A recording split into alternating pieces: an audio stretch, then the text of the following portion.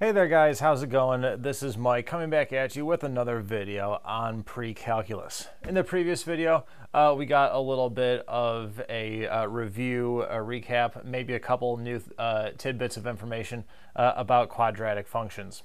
Quadratic functions are really just one subset of these things called polynomials. And that's what we're going to talk about in this video. What they are, their properties, how that impacts what their graphs look like, and all these different kinds of things. So first of all, what are polynomials? What is the definition of a polynomial? Well, a polynomial of degree n is a function of the form f of x equals some number a sub n times x raised to the nth power plus some other number a sub n minus 1 times x raised to the power n minus 1 plus, so on and so forth. So next term would be a sub n minus 2 times x raised to the power n minus 2, so on and so forth, down to plus a sub 1 times x plus a naught, where the n minus 1, n minus 2, all the way down are non-negative integers or whole numbers, and the a's, a sub n minus 1, all the way down to and including a naught, are real numbers, and a sub n is not equal to 0. So in order for it to be a polynomial, your powers of x all have to be positive whole numbers, or in the case of the last term, it's just a constant. You can't have any fractional powers, and you can't have any exponents that are less than 0. If you have either of those, then your function is not a polynomial. The number n is the degree of the polynomial. So whatever the highest power is in the function that you are given, that is the degree of your polynomial. And a sub n is called the leading coefficient. Very shortly, we're going to see how that impacts a certain feature of the graph of a polynomial. There are some common basic characteristics of graphs of polynomials. You'll want to keep these in mind. They are smooth. They don't have any sharp turns, no sharp kinks, no sharp corners. They don't have any sudden jerky movements to them whatsoever. It's a nice, simple, smooth movement as you go from left to right on the x-axis. Another one, they are continuous.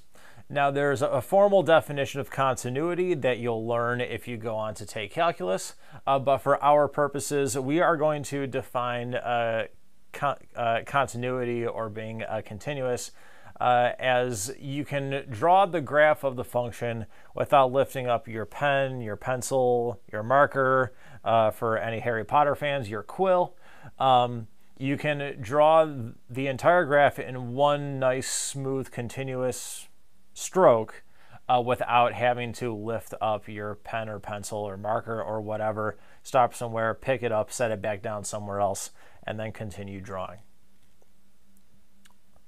So one property that we're interested in when talking about the graph of a polynomial is the end behavior of the graph. And by end behavior, we mean what is this function doing as we look far to the left, if we let x become smaller and smaller, and what is it doing on the far right? If we have massively large values of x, like 100 million, billion, trillion, whatever, what is the function doing out there?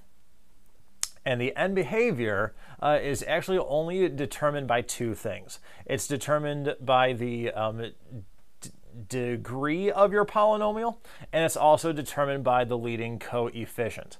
And there is a test. Test is in air quotes, it's not so much of a test, but it's called the leading coefficient test, and it gives us a breakdown as to, based on whether your leading coefficient is negative or positive, and whether the degree of your polynomial is even or odd, based on what combination you have, this will tell you what the end behavior is on the left and the right. So I've done that in this little chart here. So we see that if our leading coefficient is positive and our degree is even, then your function is going to rise to the left and it's going to rise to the right as well. Think of the quadratic function that we saw in the previous video, just x squared. Hopefully we've all seen the graph of x squared. We should all know what that looks like. It rises to the left and right, while the highest power of x is 2, that's even, and the leading coefficient of 1 is positive. If your leading coefficient is positive and your degree is odd, n is odd, then your function is going to fall to the left and it's going to rise to the right. Hopefully you've all seen the graph of x cubed. If you have, then think of x cubed to show this.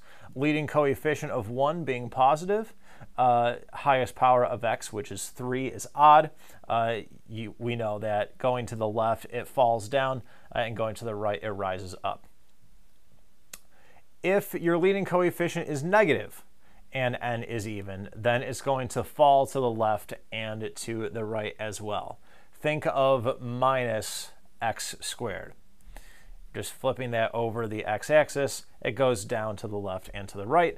And then lastly, leading coefficient is negative and n is odd. The degree of your polynomial is odd. Then it's going to fall right and rise to the left. So it's really easy, it's really straightforward to determine what the end behavior of your graph is going to be. So just as one quick sample here, what's the end behavior of this function f of x here? Negative 3 times x to the 5th plus x cubed minus 6x squared plus 10x. We only need to look at the term that contains the highest power of x.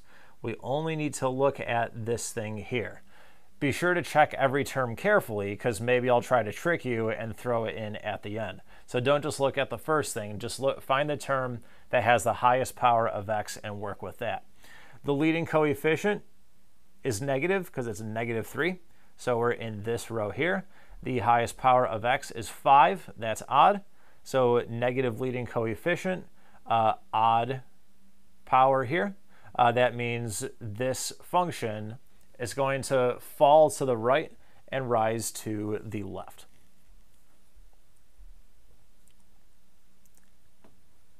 Another property of polynomials and their graphs that we are interested in, and this is really important, you really want to make sure you get this down solid. These are very, very important things to know for this chapter, are the roots of the polynomial. They're also called the solutions to the polynomial equation, or they are also sometimes referred to as the zeros of the polynomial. A root or a zero of a polynomial f of x is an x value a such that f of a is equal to 0. So you plug it into your function and you get 0 out, then that x value is a root. Sometimes a root occurs more than once. For example, if you just take x squared and you set it equal to 0 and solve for x, the root of 0 actually occurs twice. Now, why that is, we're going to put that on the back burner for now. We're going to come to that a little bit later on this video, and then perhaps later on in a future video as well. But if the root x equals a occurs some number of times, say k times, then we say that this root has a multiplicity. And we say that the multiplicity of the root x equals a is just k. Now there's a couple ways you could be asked to figure out what are the roots and what is the multiplicity of each root of a particular polynomial f of x. This is one such way. Suppose you are told that the roots of a polynomial f of x are -4, -2, -2, 0, 0, 0, 3, 7, and 7. What are the roots, and what is the multiplicity of each root? This is a significantly nicer and significantly easier way to figure out what the roots and their multiplicities are. They are listed out for you as to what each root is. So every different number that shows up is going to be a root. So we have -4, -2, 0, 3, and 7. Those are the 5 different numbers that show up in this list. And now, however many times that number shows up in this list, that is the multiplicity of that root. So we see that -4 shows up once, so we say that the multiplicity of the root 4 is 1. The number -2 shows up twice, so the multiplicity of the root -2 is 2. And we continue so on and so forth. And you can just write your answer just like this. We said the root -4 has multiplicity of 1. The root -2 has a multiplicity of 2. The root 0 has a multiplicity of 3, because it shows up 3 times. The root 3 has multiplicity 1. And the root x equals 7 has multiplicity 2. This is the nicest way that you could see it. So don't necessarily count on seeing this particular version of this question on a quiz or test, but maybe I will be nice and throw you guys a nice easy question here. The following question is more of the way that I would typically ask you this. I'm going to give you a polynomial in factored form, and you have to then find each root of the polynomial and state its multiplicity.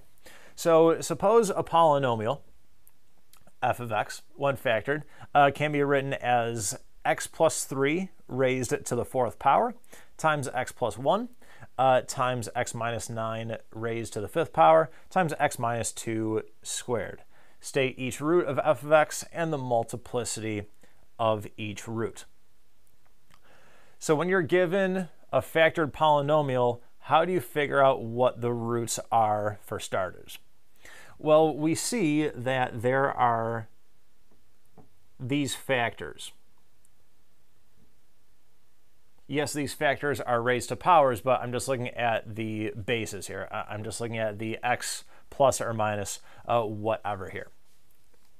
When your polynomial is given to you in factored form, to figure out what the roots are, you have to take each of those factors that I have underlined here. You need to set each of those equal to 0, and you solve for x. When you solve each of those for x, you are going to figure out what are the roots in your polynomial. So if I take x plus 3 and set it equal to 0 and solve for x, I'm going to find that x is clearly equal to -3. If I do the same thing with x plus 1, set it equal to 0 and solve for x,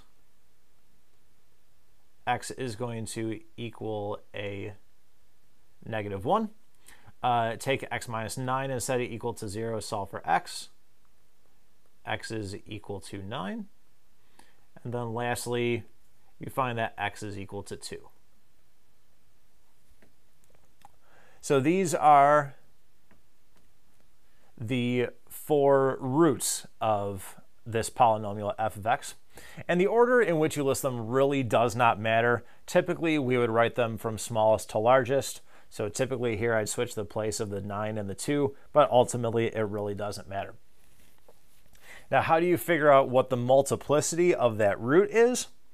Well, to figure out the multiplicity of a root, take the factor that gave you that root, and then look at the power on that factor. Whatever that power is, that is the multiplicity of that root. So if I look at my -3 here, I got that root of -3 by setting the factor x plus 3 equal to 0 and solving for x. So I'm going to look at the exponent of that factor, and whatever that exponent is, that's going to be my multiplicity. So I look at the x plus 3, it has an exponent of 4. That's the multiplicity of the root -3. The root of -1 came from the factor x plus 1. The exponent that's not written there, or it's secretly there, is just a 1. So the multiplicity of the root -1 is a positive 1. And then you can do a similar thing for the last two factors, and you find that the multiplicity of the root 9 is 5, and the multiplicity of the root +2 is going to be a 2 as well. So it's not that much more mean and or complicated than the previous form in which I can ask you this question. It's really not that bad. Should be a pretty easy question regardless. So how does the multiplicity of a root impact the graph of the polynomial at that root? If a root, x equals a, has an odd multiplicity, then what that's going to do, or what that tells us about the graph of f of x, is it tells us that at x equals a, the graph of this function f of x is going to cross through the x-axis from one side to the other, either above the x-axis to underneath it, or vice versa. So odd multiplicity, think crosses through. If your root or your 0 has an even multiplicity, then the graph of f of x is going to touch the x-axis at that x value and then turn back the way that it came from. So if it was above the x-axis, it's going to come down, touch the x-axis, and then go back up. If it was underneath the x-axis, it's going to come up, touch the x-axis, and then come back down. And at the end of this video here, we're going to be using all this information to get a rough sketch as to what these things could possibly look like here. So going back to the problem that we just solved, the same polynomial, same roots, same multiplicities, all that stuff, will the graph cross through the x-axis or touch the x-axis at each of these four roots? Well, we knew that the root -3 had multiplicity of 4. 4, last time I checked, is even, so that means it is going to touch.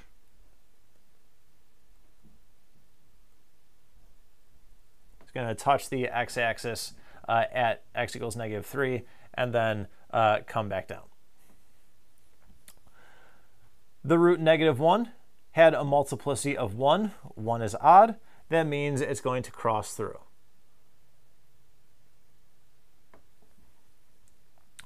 The root of 9 had a multiplicity of 5. 5 is odd, so it's going to cross through. And then lastly, the root of 2 had a multiplicity of 2, and that's going to touch.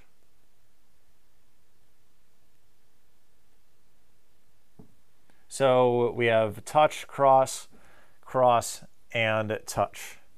And context is very important. So there we are.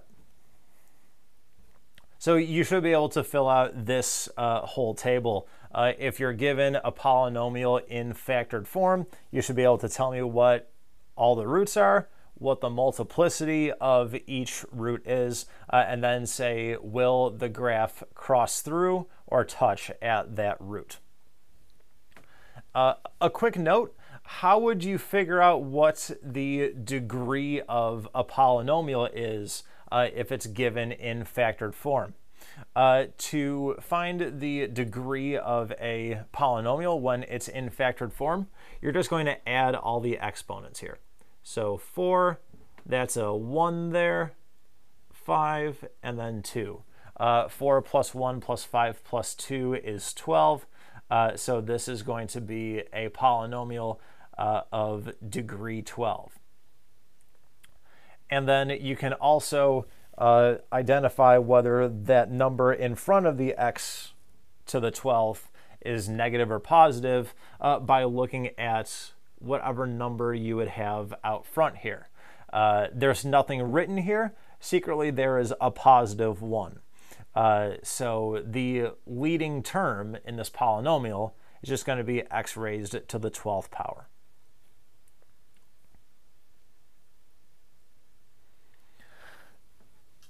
Sometimes we can't nicely pinpoint a specific root. We can't pinpoint a nice either fractional value or whole number value as to where the root is going to occur for some polynomial, but we can get an estimate as to where this thing is.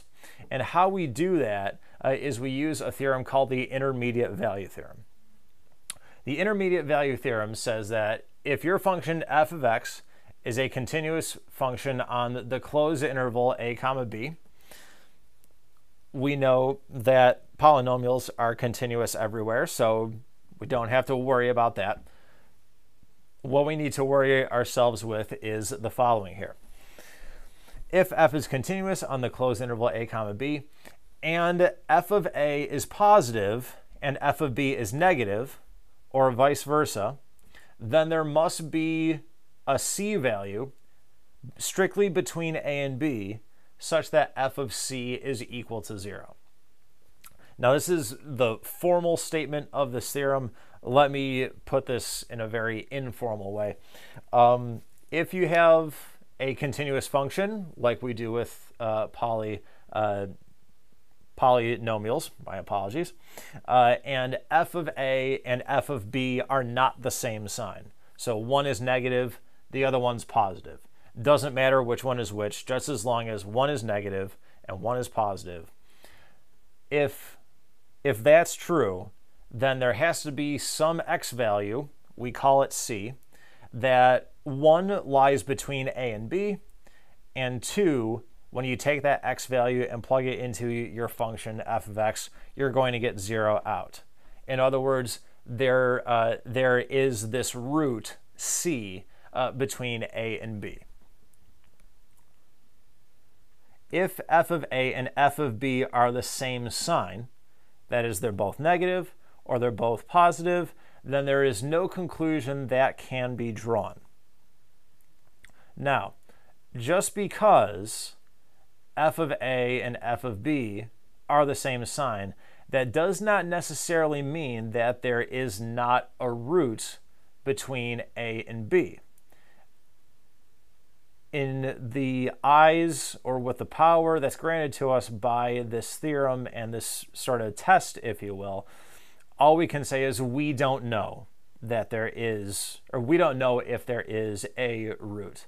This theorem and the small amount of work associated with it says either yes, we have a root, or maybe we do. I don't know. I can't tell you. So here's how we solve these kinds of problems to see if we know that we have a root. Here's a polynomial, negative 3 times x to the 4th plus 6x cubed plus x plus 5.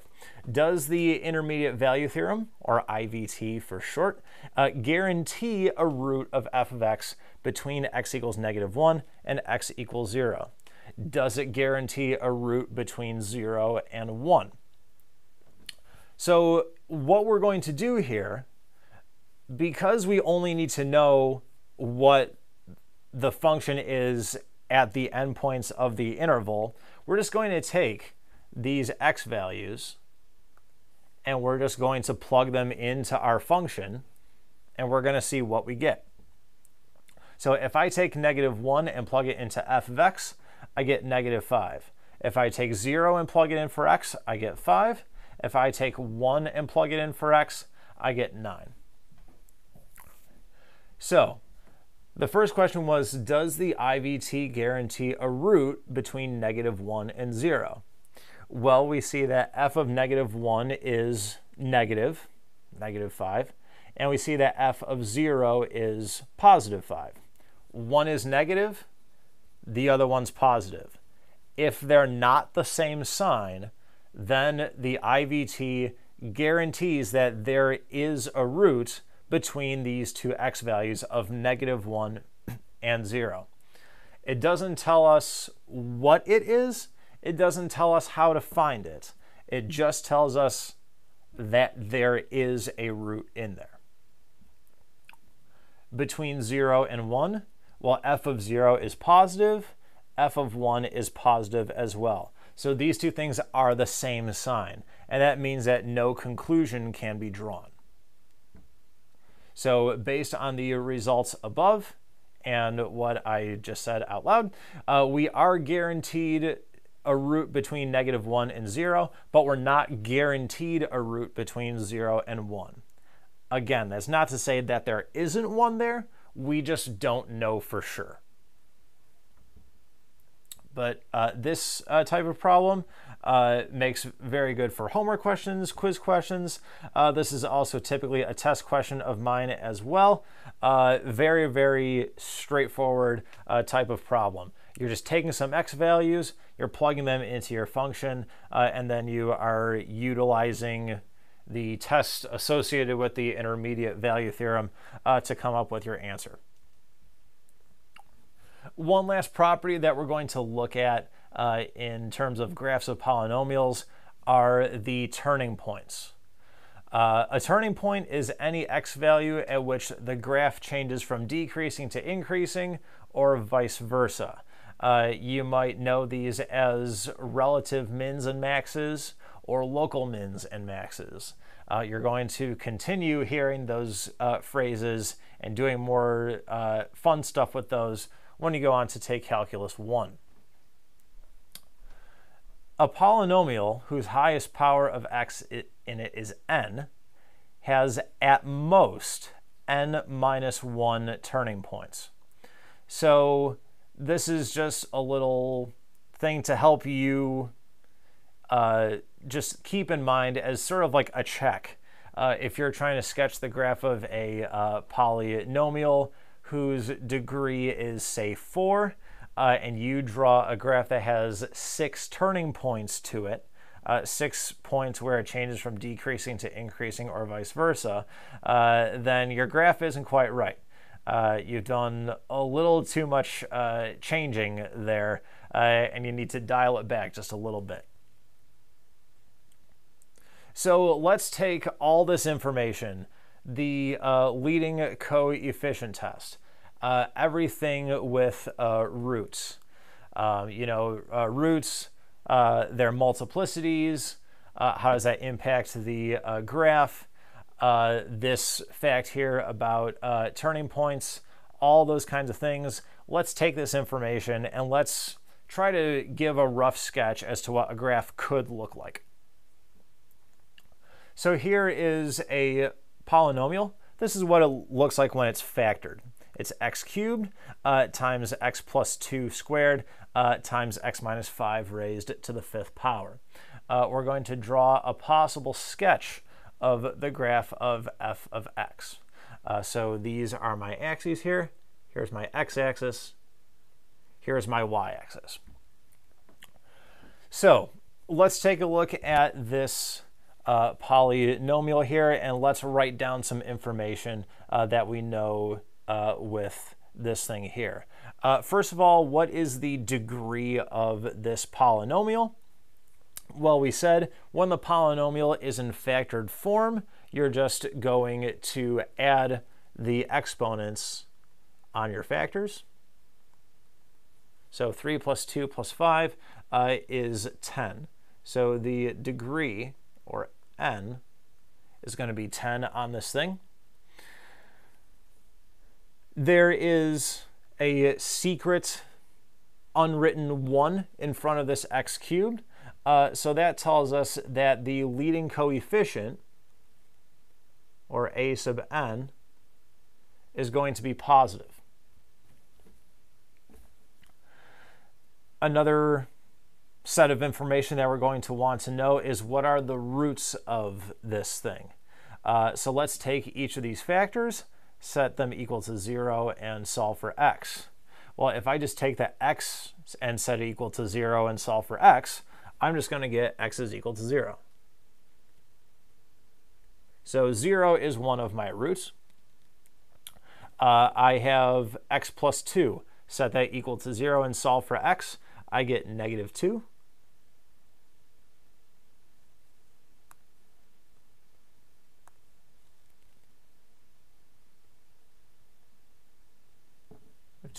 And then I have x minus 5. Set that equal to 0 and solve for x, and I'm going to get a positive 5.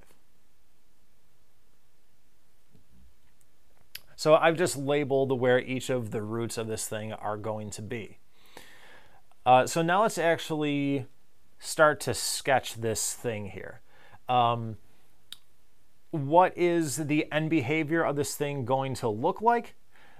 We have a degree who's even, and we have a leading coefficient that is positive.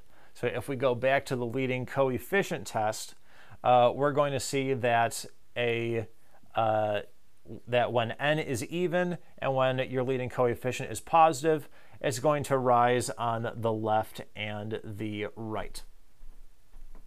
So it's going to do something like this there, and something like that there. So as we start from the left here, and then we come down to negative 2, the multiplicity of this root of negative 2 was 2, which is even. So we know that when the graph approaches this root of negative 2, it's going to touch the x-axis and then come back the same way that it was coming from. So it's going to come down,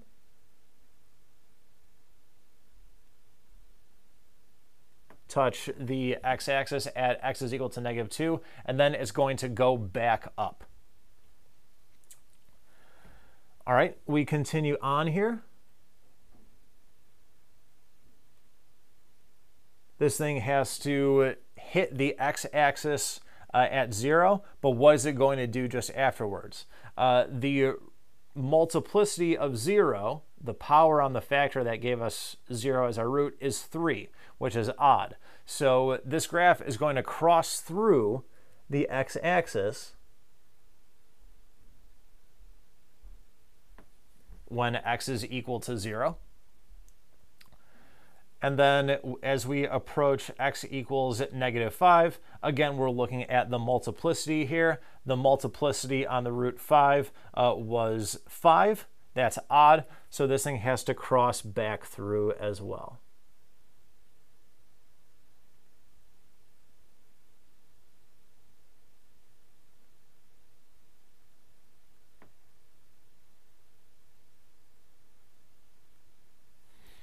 We'll put a fancy arrowhead on these guys here. Let's be wild. So this is just a very, very rough sketch. This is not perfect by any means whatsoever. We don't even know if this is what this graph actually looks like. But given all the information that we know about the leading coefficient test, roots, multiplicities, turning points, all that stuff, this is a possible graph of what this thing could be like, just given the information that we have. As a little check here, we see that there's 1, 2, 3 turning points here. This is a polynomial whose highest power is 10. We said that a polynomial of degree n has at most n minus 1 turning points. So a polynomial whose highest power is 10, having 3 turning points, is certainly very possible. So there are many, many correct answers for a question like this. It's just using the information that you have and using the tests and key pieces of knowledge that you have to just make sure that those key things are taken into account and sketched out correctly. This is possible to show up on a homework or a quiz, possible for a test, but not very likely.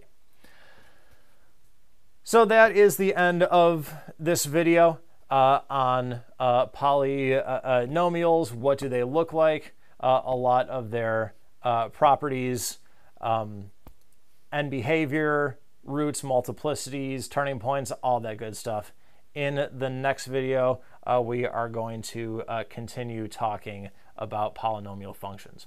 If you have any questions or comments, be sure to reach out to me, send me an email, write me a letter, send a carrier pigeon. But until then, and until the next video, take it easy, guys.